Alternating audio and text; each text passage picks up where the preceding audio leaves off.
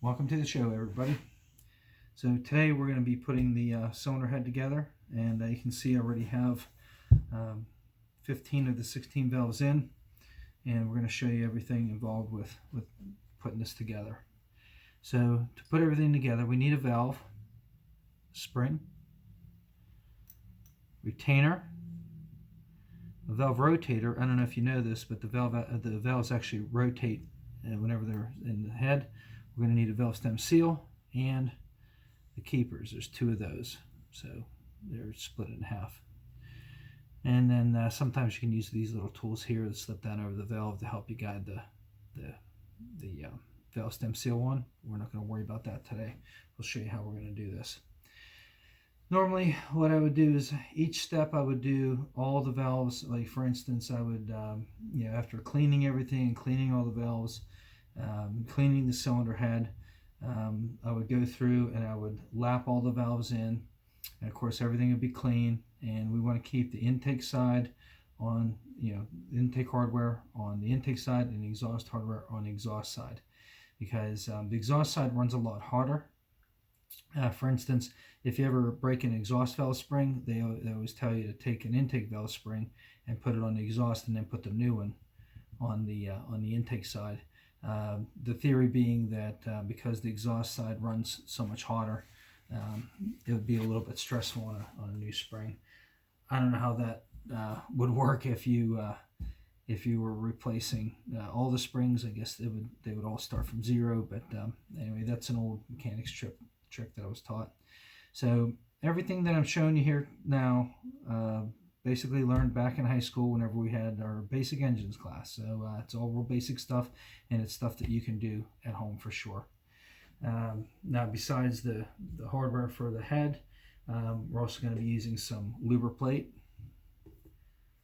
some valve grinding compound, and we're basically lapping in the valves, but they call this valve grinding compound. We're going to use a 12mm socket and an old beat up extension today, and a little bit of oil. Of course, the universal tool.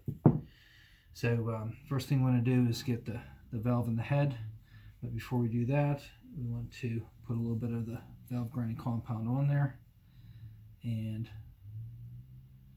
I scuffed myself there a little bit, got a little bit of a boo-boo in my finger. And we don't need too much on there. Don't need too much, just a little bit, if it would focus, and it won't.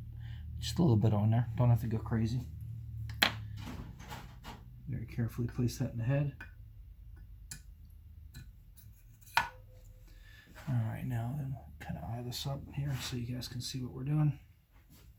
And then we're going to take our drill, and I have a bolt in here that's cut off, and a piece of vacuum line that will fit over top of the stem of the valve. I don't want to chuck the drill directly onto the valve, because if something would happen, if I would lose my balance, maybe shift, or maybe let go of the tool, it could twist and end up bending the valve. By doing it this way, this can articulate, and I don't really have to worry about it. So this basically becomes a flexible shaft. So I'm just going to slip that over the end of the valve, and we're going to start. We have the drill on low speed. And I'm not even going to go full speed with the low speed, because whenever you do that, the valve grinding compound, it actually has a tendency to polish the seat, and we don't want to polish it. We want to have a nice smooth mating surface, but we don't want it polished. We want it to be able to seal. And periodically you'll see me move the valve off the seat like that, and as you move the valve off the seat, it tends to pull the compound back onto the seat of the valve, and then you present the valve to the valve seat in the head. I'm not pulling on this real hard. I'm basically, just like if you're using an angle grinder, you don't want to bear down on it. You want to let the tool do the work. So let's get started here. We're going to grind this for about a minute.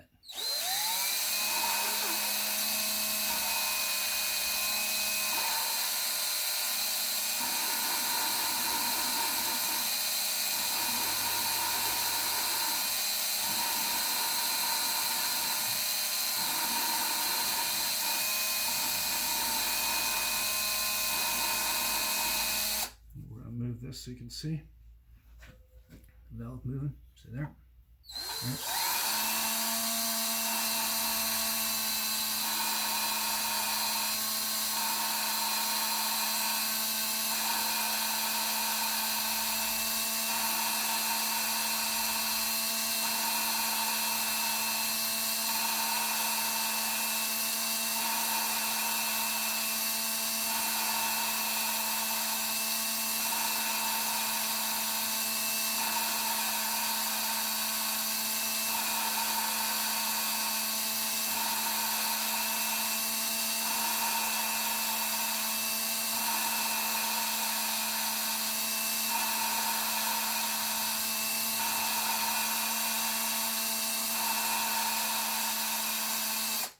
All right, and we're gonna hold the valve against the seat so there's no pressure on the stem, and pop that off. Okay, now I'm gonna get that nice and clean. And what we're looking for on the valve is a real nice, smooth gray line the whole way around. I want a nice concentric line the whole way around. I don't want it to get where it's narrow on one side and wider on the other. That would be a sign of a bent valve. Sometimes I've seen these where the compound doesn't even work on the valve on one side. That's how bent the valve is. In that case, chuck the valve, get a new one. So this one here actually looks really good. We'll see if we can get it in focus here. I don't know if it will focus. There it goes. Nice smooth gray line there. Hope you can see that. Next thing we want to check is the seat and the head to make sure that surface we just ground, and you'll be able to see it. It'll be a light gray color. I'm going to just take a look around and make sure there's no spots that are still shiny from it being cleaned. And it looks like it's pretty good. It's pretty good. You can't see it on camera, but on one side, the seat where the valve is setting, it's a little bit thinner on this side, which could be a problem with the seat, or could just be manufacturing tolerance. All the more that is, it's probably just a manufacturing tolerance thing. So we're just going to grind it again. Kind of glad we're catching this on camera. This is only the second one in this head that I had to do this to. I don't have any lube on the valve stem because because we're working with an abrasive. I don't want to take a chance on that abrasive getting on the oil and the oil pulling that up into the valve guide. But the other thing is we're going slow enough where we're not going to build up any heat there in the guide at all. So let's work this over again. There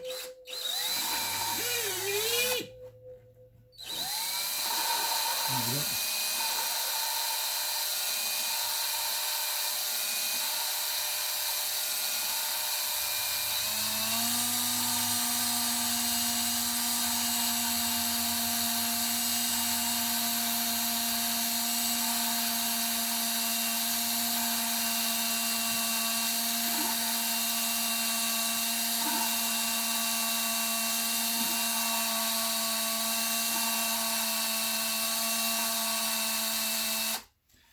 And if you listen carefully, whenever you're doing this, you'll hear as the valve touches the seat, it'll sound kind of rough, and very quickly it'll start to sound a lot smoother. That's the signal that you want to bring the valve away and then bring it back onto the seat, and you'll hear it. It'll sound kind of rough, and then it'll gradually get smoother. So let's pull this out. Of course, the valve is still going to look good, I'm sure. And let's take a look at the head. You see, it doesn't take too long. It's just time consuming. It's not very difficult at all. And that looks a lot better. We have a nice smooth gray line the whole way around, and it's nice and even the whole way around. It doesn't get thin on one side and then thicken up. So that's exactly what we want. All right. So the next step is, with this head, is, I want to double check, make sure you guys can see this. We want to put the valve spring rotator on, because for this particular head, you can't put this on after you put the valve stem seal on. You can't put the rotator on, so you have to put the rotator on first. And there's a top and bottom to the rotator. Before we do that, we're going to lubricate this The rotator doesn't need any lubrication really. It does, but once the motor's running, there'll be enough oil moving around. But this isn't for the rotator. This is for the valve stem seal. And I could put this on after I put the rotator in, but it's a little bit easier to get my finger in there before I put this on. So I'm going to drop that on. I'll lubricate the back side of the valve stem seal. And that's all nice and lubricated. And we're going to press that down on nice and straight as we can get it. There we go. Then we're going to take our trusty 12mm socket, and we'll make sure that's nice and straight. Just going to love tap that in. That looks good. Now, if you get that a little crooked, that's okay. You can always kind of take a pair of pliers and pry it over a little bit, and then give it another tap or two with the socket. I have the pliers here just in case. All right, at this point, we're ready to put the valve in the head for good. Valve stem goes in first. Second one in nice and smooth. First, we're going to get that out of there. There we go. Lubricate